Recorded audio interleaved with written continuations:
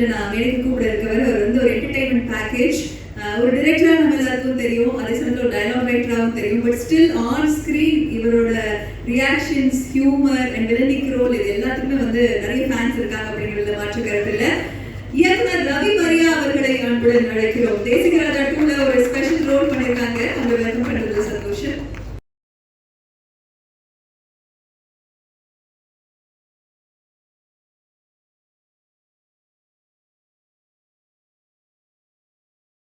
உங்களை ஃபாலோ பண்ண தான் போனேன், நீங்கள் ஃபாலோ பண்ணலான்ட்டாங்க.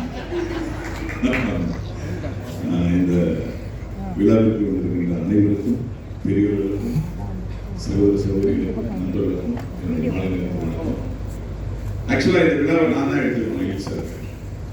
ஏன்னா எழில் சார் டைரக்ஷன் 13 படங்கள்ல 6 படத்தில் நான் எழில் சார் எனக்கு வந்து கிறிஸ்துவுக்கு முன்பு பின்பு தெரிகிற மாதிரி, கீழ் தெரிகிற மாதிரி யூனியனுக்கு முன்பு யூனியனுக்கு பின்பு அப்படின்னு பிரிக்கலாம். எழில் சார் வந்து தொடர்ந்து துல்லாபனம் துள்ளும், பெண்ணின்மலையை தொட்டு, பூவலாமன் வாசம், அமுதன் இப்படி படங்கள் பெற்றிருந்தது. அவர் ஒரு பெரிய பிரேக், தீபாவளி ஒரு பிரேக் விழுந்துச்சு. பிரேக் வந்தோடனே அவர் என்ன பண்ணாருன்னா அடுத்த படம் வந்து துடிக்கவே இல்லை. ஒரு அமைதியான இடத்துக்காக வந்து யூனியன் வந்து பொருளாதாரம் உட்கார்ந்தாங்க.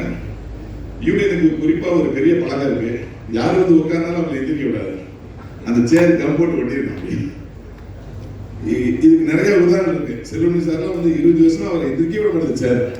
இப்பதான் கம்பெல்லாம் ஒட்டி பிரிச்சு அவரை எதிர்க்க ட்ரை பண்ணிட்டு இருக்கேன். அதே மாதிரி அது அடுத்த நான் ஆரோக்கியத்துக்கு பாருங்க, பேரஸ் ஆரோக்கியம்லாம் வந்து இதை நான் எதுக்கு சொல்றேன்னா, அந்த சேவை வந்து ஒரு பெரிய போதை. அப்படியே வந்து உறுப்பினருக்கான சேவை செய்யும்போது பெரிய போதையாகி அப்படியே சங்கத்திலேயே நம்ம வந்து அர்ப்பணிச்சிருக்கோம். ஆனால் எழில் சார் என்ன பண்ணாரு, சேவை முக்கியம் தான், அதற்கு மேல என்னுடைய வாழ்க்கை எனக்கு முக்கியம் சொல்லி அந்த இடத்துல பொருளாதார வேலை பார்த்தாலும் அந்த பொருளாதார பதவிக்கு எவ்வளவு நியாயம் பண்ணினாலும் அதே ஒரு படைப்பாளனா ஒரு நியாயம் பண்ணிட்டே இருந்தார். அமைதியா ஒரு மணியெல்லாம் செதறனா அந்த மணியை ஒரு அழகான நரம்புல போட்டு மாலையாக்குற மாதிரி சின்னதா சீன் பண்ணி ஒரு கதை பண்ணிட்டே இருந்தாரு. அந்த இடத்துல டீப் பாடிக்கு ஒரு ஃபங்க்ஷன் வந்துச்சு. வழக்கமா எங்க இயக்குனர் சங்கத்தில் பார்த்தீங்கன்னா எல்லாம் மரியாதைக்குரிய இயக்குனர், யார்ட்டையுமே நம்ம காமெடியாக பேச முடியாது. ஒரு பக்கம் விக்ரமன் சார், ஒரு பக்கம் கேஸ் ரவிக்குமார் சார், பிவா சார், யார்ட்டையுமே நம்ம வந்து காமெடியாக பேச முடியாது. எனக்கு வந்து அப்பதான் செல்வமணி சார் பார்க்கும். ஆனால் அவர் பயங்கர காமெடி செஞ்சு சொல்லுவது எனக்கு அப்போ தெரியல. அவர்கிட்ட நான் சீரியஸாக தான் பேசுவேன். காமெடியாக பேசக்கூடிய ஒரே இடத்துல எழில் சார் தான். நான் பாட ஒரு பக்கத்தில் இருக்கும் அடிச்சு பாட எனக்கு என்ன, என்னுடைய மூஞ்சிக்கும் என்னுடைய இதுக்கு சம்மந்தமே இருக்காரு.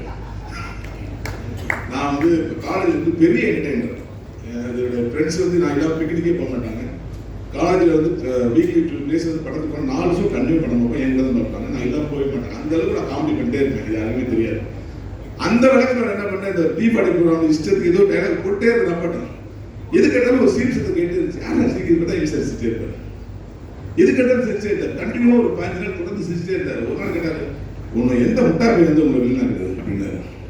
சார் இப்படிலாம் சொல்லாங்க சார், எனக்கு வாக்கு கொடுத்த வசந்தபாலன் அவர் தான் எனக்கு வெயில வில்லனா இருந்தாரு. அவர் போட்ட சாப்பாடு சாப்பிட்டுங்க சார் அப்படின்னு. என்ன அறிவிக்கிறியா, நீங்க சரியான காமெடி ப்ராடக்ட்டுங்க, இவ்வளவு காமெடி செஞ்சா பார்க்க ரொம்ப ரேருங்க, நீங்க காமெடி எடுங்க அப்படின்னாரு. சார் வில்லனா ஒரு 10 படம் நடிச்சாச்சு, இதுக்கப்புறம் யார் சார் எங்களை காமெடியா போறாங்க அப்படின்னு. இல்ல உங்களுக்கு நடக்கும் பாருங்க, அதையே நீங்களே செஞ்சுக்கூடாது அப்படின்னா. நானே படம் இல்லாமல் யூனியன்ல உட்காந்துட்டு இருக்கேன். இல்ல சார் நீங்க பண்ணுவீங்க சார், பண்ண போறேன், ஒரு 6 மாசம் வெயிட் பண்ணுங்க, ட்ரை பண்ணுங்க, அந்த கேரக்டர் நான் பண்றேன் அப்படின்னாரு. அதுதான் மனகுத்தி பறவை. மனகுத்தி பறவையில சிவகார்த்திக் சார் அறிமுகப்படுத்துற என்னை வந்து ஒரு காமெடியுடன் அறிமுகப்படுத்தினாரு. என்னுடைய திறமையை முழுதும் அறிந்தவர் வந்து ஒரு அம்மாவுக்கு தன்னுடைய பிள்ளைகளுக்கு தெரியும், ஒரு ஆசிரியர்களுடைய மாணவர்களுக்கு தெரியும். அதே போல என்னுடைய திறமையை முழுதும் அறிந்து அடுத்தடுத்த படங்கள் மனகுத்தி பறவை, தேசிகராஜா, வேலனந்தா வெள்ளக்காரன், சரவணனுக்கு பயமே, ஜெகதால கல்லாடி, இன்னைக்கு தேசிகராஜா 2.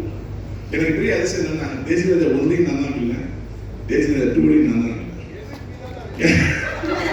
ஹீரோ ஒரு படத்தோட பார்ட் 1 பார்ட் 2 ஹீரோ வேணா இருக்கலாம், பார்ட் 1 அவர்தான் ஹீரோ, பார்ட் 2 தான் ஹீரோ. ஆனா வில்லன் இருந்து கேள்விப்பட்டீங்களா? தமிழ் இண்டஸ்ட்ரியிலே ஃபர்ஸ்ட் டைம் ஒரு படத்துல பார்ட் 1ல ஹீரோ இருப்பாரு, பார்ட் 2ல ஹீரோ இருப்பாரு, பார்ட் 3ல ஹீரோ இருப்பாரு. ஆனா வில்லன் பார்ட் 1 பார்ட் 2 வேற தான் இருப்பாங்க. ஆனா எனக்கு ராசி பார்ட் 1 நான் தான் வில்லன், பார்ட் 2. எழில் சார் எப்படின்னா எல்லாருமே மிஸ்டர் கூல் அண்ணன் வேற கொத்தி வச்சு கொத்தி போட்டு பண்ணாரு. உதயகுமார் அண்ணன் ரைமிலே சொன்ன தம்பி உங்களை பத்தி நான் பாட்டு நடிச்சுட்டே இருப்பேன், தன்னை எலி சார் எடுத்துக்கிட்டே இருப்பாரு, பார்த்துலான்னு சொல்லி போயிடுவாங்க. சத்தியமா அப்படிலாம் இல்லை சார், நீ பாட்டு கொளுத்தி போட்டுறாதீங்க. எழில் சாருக்கு தெரியும் அவர்களுக்கு ஒரு டிசைன் கேட்டு அந்த டிசைனுக்குள்ள விளையாடுறான்னு தான் பார்ப்பாரு. ஒரு பிட்டு எக்ஸ்ட்ரா பண்ணணும் வந்துடுவார், மெதுவாக வந்துடுவார் கிட்ட. அவருக்கு என்ன முருகன் சார் வருவார், முருகன் சார் வரலைன்னா நம்ம ஞானசேகர் சார் வருவார். வந்துச்சு அது கொஞ்சம் அப்படியே ஏதாவது ஒரு வழியில் அதை கண்ட்ரோல் பண்ணிடுவார். அவர்கிட்ட ஒரு பெரிய ப்ளஸ் என்ன எல்லாரும் ஒரு ஸ்டேஜோட ஒரு நடிகை சொன்னார், பேர் சொல்லக்கூடாது. எலி சார் அப்படியே ஜாலியாக உட்காந்துருப்பாங்க, நான் பாட்டு நடிச்சுட்டு போனேன். சத்தியமா பிள்ளை இல்லை, ஜாலியாக உட்காந்து தொடர்த்துல வெற்றி கொடுக்கவே முடியாதுங்க. ஒரு சீரியஸ் படத்து எவ்வளவு கிளைமாக்ஸ் எவ்வளவு முக்கியமோ அப்படி ஒரு காமெடி படத்துக்கு ஒவ்வொரு சீன் முக்கியம். சீரியஸ் சீனுக்கு வந்து படத்துல இருந்து உட்காந்துருவோம், அழுகுறானா உட்காந்துருக்கானா தூங்குறானா உண்மையே தெரியாது. ஆனால் ஸ்கிரீன்ல ஒரு காமெடி சீன் போனா கைத்தட்டு வந்தே வேணும், கைத்தட்டு சீட் பிளாப். அப்ப எவ்வளவு ஜாக்கிரதையா இருந்தா தொடர்ந்து காமெடி படங்கள் பண்ணி இன்னைக்கு தேசிய ஒன்னு எடுத்ததே டூ எடுக்கலாங்கிற அளவுக்கு நம்ம ப்ரொடியூசர் ரவிச்சந்திர சார் ஐடியா வந்திருக்காரு. பெரிய கிளவரான ஆள். என்ன சொன்னாங்க, இன்ஃபினிட்டிங்கிறது தொடர்ச்சி இருக்கு பாத்தீங்க சார். அவர் எவ்வளவு பெரிய கிளவர்னா, இந்த படத்துடைய கதை வேற, இதுக்கு தேசிய டூன்னு வச்சா அது பெரிய கேப்சர் பாயிண்ட் சொல்லி அந்த டைட்டில் வாங்குறது அவ்வளோ தூரம் பாடுபட்டு டைட்டில் வாங்கினார். அதுக்கப்புறம் இது எப்படி டபுள் ஆக்கிறது சார். இல்லை சார் அது இன்னும் எத்தனை வருஷம் ஆச்சு, 20 வருஷம் ஆச்சா, இது பெரிய ப்ளஸ் ஆச்சு, ஈக்குவலாக கொண்டுலாமே, இதே ஒரு ப்ளஸ் தான். அப்புறம் வேற என்ன பண்ணீங்க, போஸ்ட் ரிலீஸ் பண்ணலாம், ஒரே கல்யாணம் 2 நாள் நடிக்கிறேன், கேப்சர் ஆயிடுச்சு, ப்ரோக்ராம் ஆச்சு. இவர் எஸ்ஏ சார் பேசினா பெரிய கடன் நாளைக்கு சார் எஸ்ஏ சார் பேசுறதான் நாளைக்கு வந்து இந்த தேசிய டூர் வந்து பெரிய கண்டனே எனக்கு தெரியும்.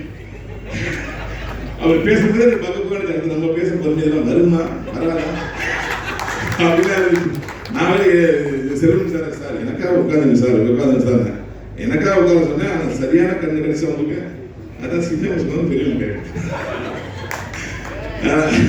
மச்சான் எது மச்சான்.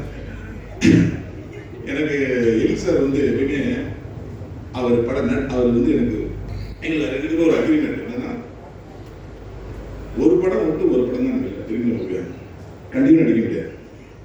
நீங்க அக்ரிமெண்டே ஒரு படத்தில் இருப்பேன், அடுத்த படத்தில் இருக்க மாட்டேன். எனக்கே தெரியும், நான் கூப்பிட்டே மாட்டேன், போயிட்டே இருப்பேன். 3ஆவது படம் கால் வந்துடும். ஏன் அப்படிங்கிறதுக்கு எனக்கு அவருக்கு ஒரு அண்டர்ஸ்டாண்டிங் இருக்கு. அப்போ ஒரு படம் விட்டு ஒரு படம் வரும்போது நான் வெறியோட வருவேன், பசியோட வருவேன், பிஞ்சிட பிணைஞ்சிடன்னு வருவேன்.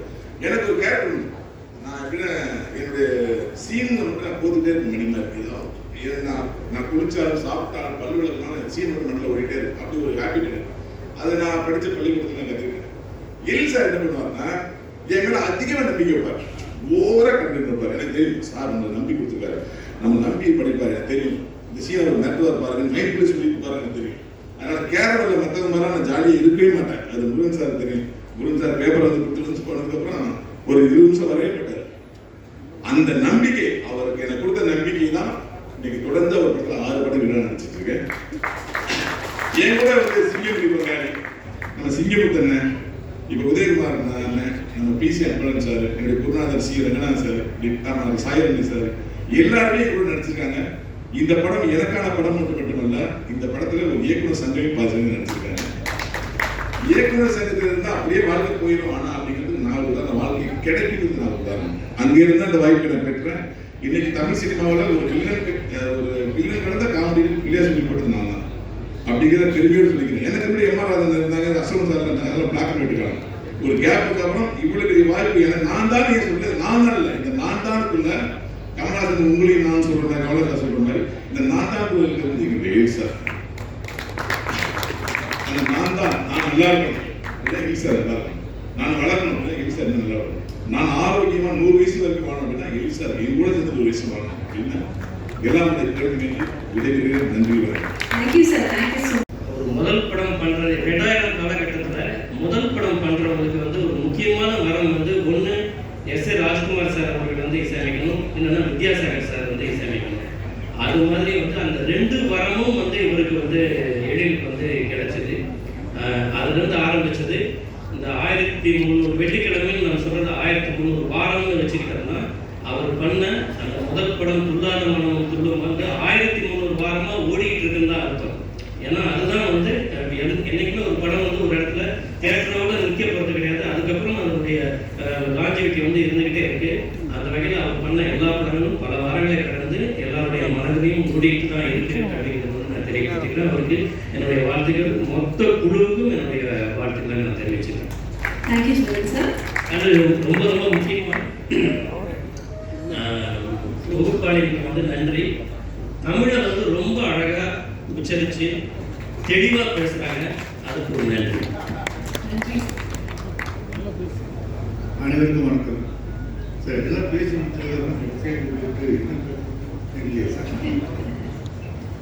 எழுதி ஃபோன் பண்ணி 25 வருஷம் ஆகிப்போச்சு சினிமா ஒரு வேலை இன்னும் 25 வருஷம் ஆகிடுச்சா.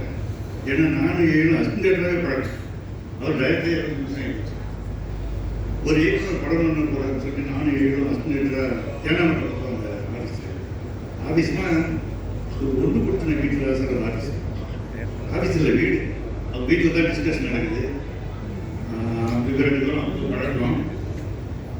அந்த டைரக்டர் இன்னும் டைரக்டர் வராது. நான் டைரக்டர் பிரதேசம் சீக்கிரம் டைரக்டர் வாங்கினோம். ஏரியில் எப்போ படங்களுக்கு கேட்பேன் நான் யார் பார்க்க ப்ரொடியூசர்னு கேட்பேன். என் ஃப்ரெண்ட்ஸ் தான் பார்க்க ப்ரொடியூசர். எனக்கு எந்த ப்ரொடியூசர் படம்னாலும் அவர் டைரக்டர். எனக்கு ப்ரொடியூசர் டைரக்டர் எப்பயுமே படம் பண்ணி முடிக்கிறதுக்குள்ள லிஸ்ட் வந்துடும். ஆனால் எழுதுக்கு மட்டும் அப்படி இல்லை. எப்பயுமே படம் எல்லா ப்ரொடியூசருமே ஃப்ரெண்டாகவே இருக்கிறாங்க இல்லையா. ஆனால் எப்போ கேட்டாலும் எப்படி இருந்தாலும் ப்ரொடியூசர் ஃப்ரெண்ட்ஸ் தான் ப்ரொடியூசர்.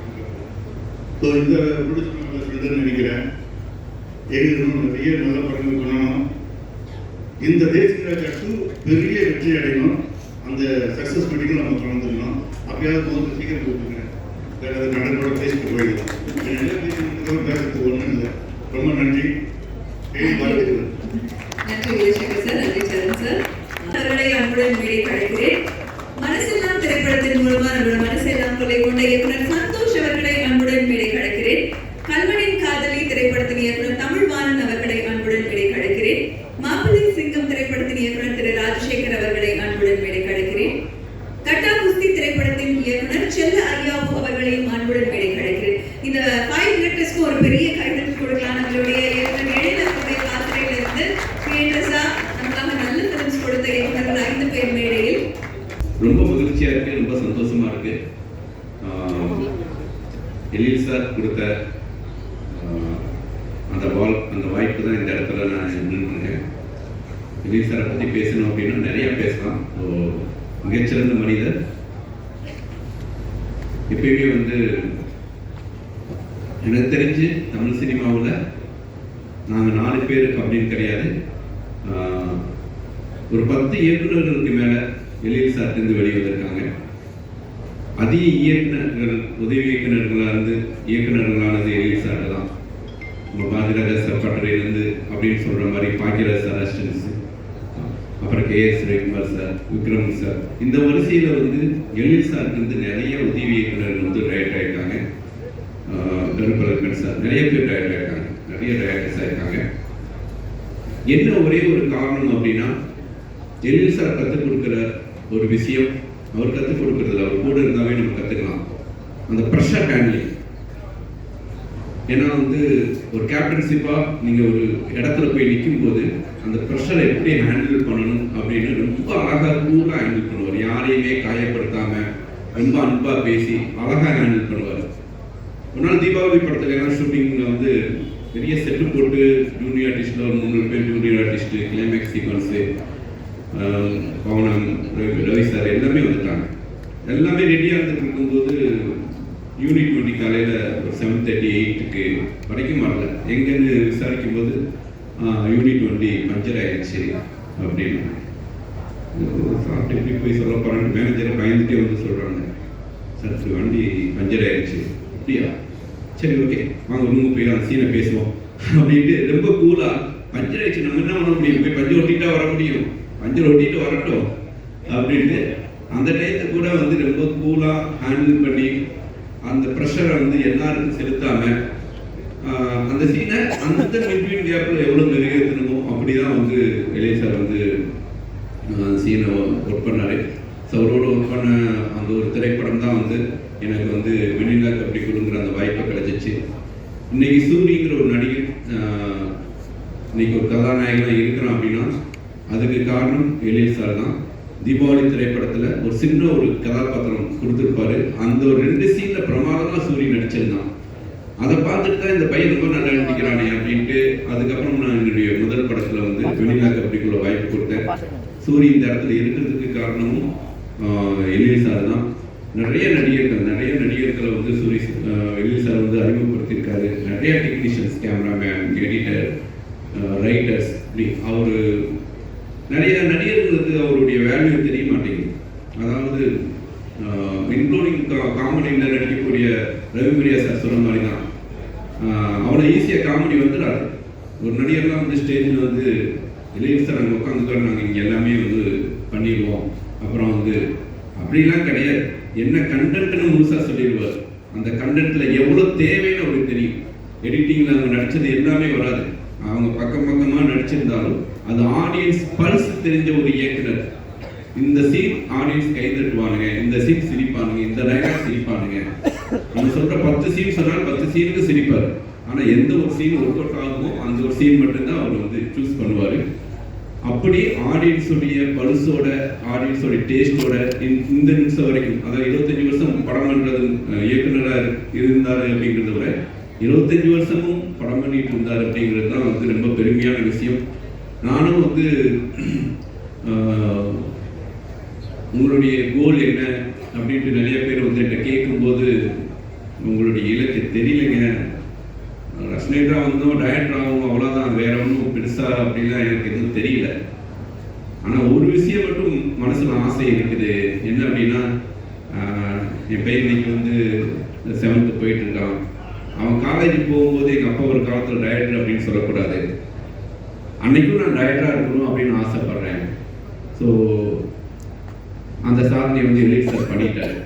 ஏன்னா அவன் பையன் காலேஜ் போய் முடிச்சு, ஸோ அந்த 2 குட்டி பையன், பாப்பாவும் சரி தம்பியும் சரி, எழில் சார் வீட்டு மொட்டை மாடியில் தான் டிஸ்கஷன் நடக்கும்.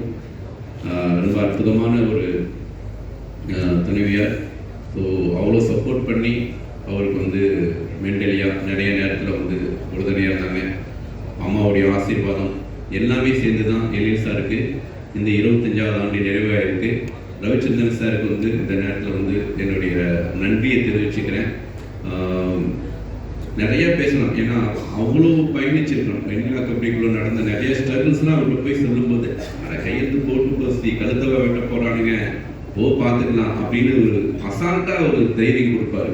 அது அந்த தைரியம் வந்து நமக்கு அப்படி சரி, ஏன்னா அதுதான் அவருடைய எக்ஸ்பீரியன்ஸ். ஸோ நிறைய நான் இந்த நேரத்தில் வந்து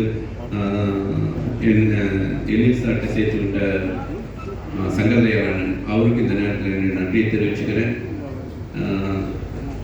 என் அப்பா அம்மா எப்படி நல்லா இருக்கணும்னு நினைக்கிறனோ, என் பிள்ளை எப்படி நல்லா இருக்கணும்னு நினைக்கிறனோ, அப்படி எழில் சார் அவர் வந்து நல்லா இருக்கணும்.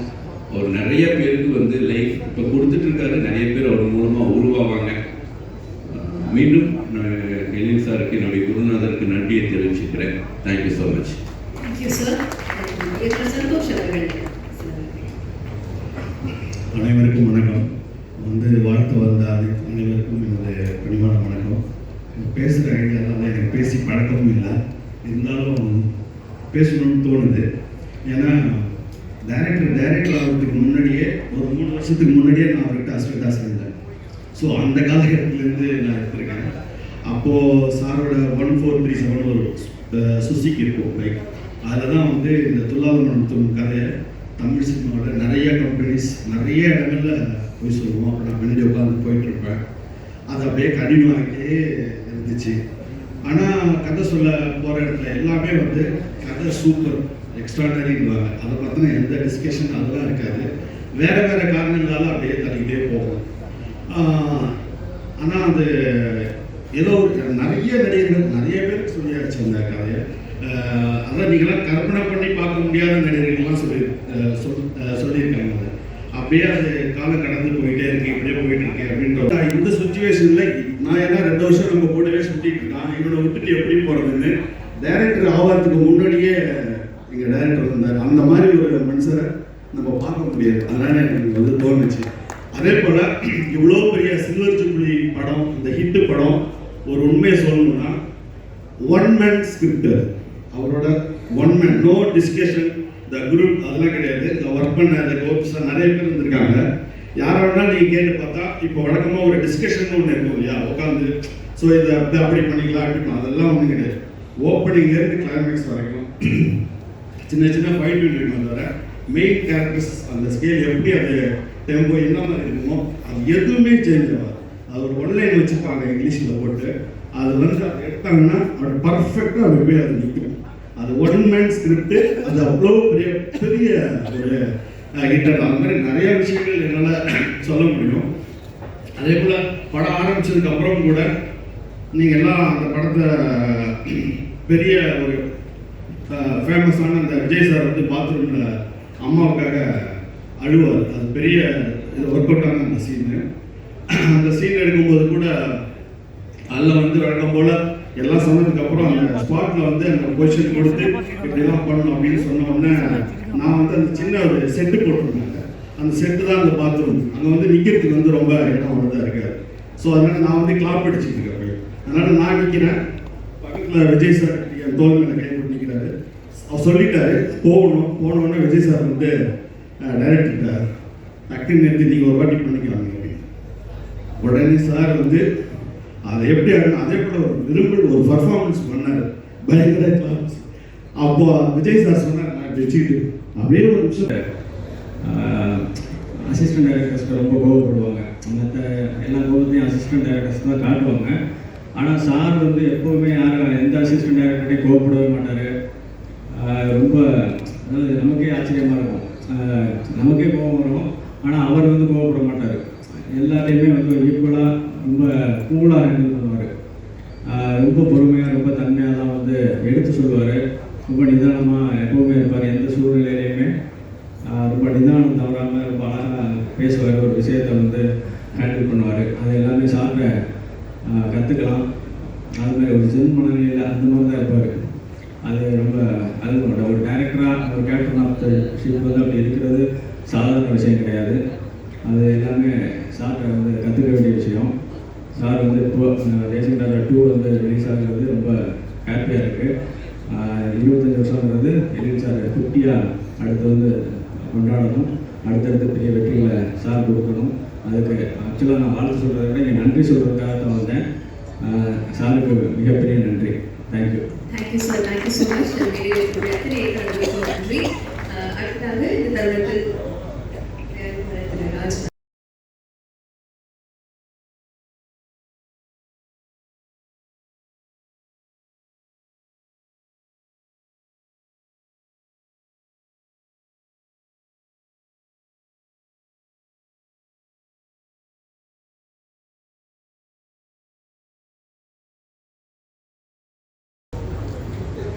இயக்குனர் எழிலை வாழ்த்த வந்திருக்கிற எல்லோருக்கும் என்னுடைய வணக்கம். எழில் என்றைக்குமே அவர் எழுச்சி. பல தயாரிப்பாளர்கள் அவரை நம்பியவர்கள் வாழ்ந்திருக்கிறார்கள். தயாரிப்பாளர்களை வாழ வைத்த ஒரு எழில். தன்னிடத்திலே உதவியாளராக வந்த இயக்குனர்களை உருவாக்கி வளர்த்த எழில். அவருக்கு வேறு படங்களையும் சொல்லி அந்த படத்திலே நீ இயக்குனராக என சிபாரிசு செய்த எழில். நான் 20 வருடத்துக்கு முன்னாலே எழிலை பார்த்தேன். அந்த எழில் அவரிடத்தில் ஒரு இம்மியும் குறையவில்லை. பல கதாநாயகர்களை உருவாக்கி இருக்கிறார். அதில் துள்ளாத மனம் துள்ளும் விஜய்க்கு ஒரு மாற்றத்தை தந்த படம். நான் அவருடைய மரங்கொத்தி பறவை அந்த படத்து அறிமுக கூட்டத்தில் பேசினேன். சிவகார்த்திகேயன் எழிலின் கண்டுபிடிப்பு. ஆகவே பல பேரை இந்த சினிமா உலகத்துக்கு வளர வைத்த உலகம் வாழ்க. தயாரிப்பாளர்கள் பல பேர் வாழ்க. நன்றி, வணக்கம்.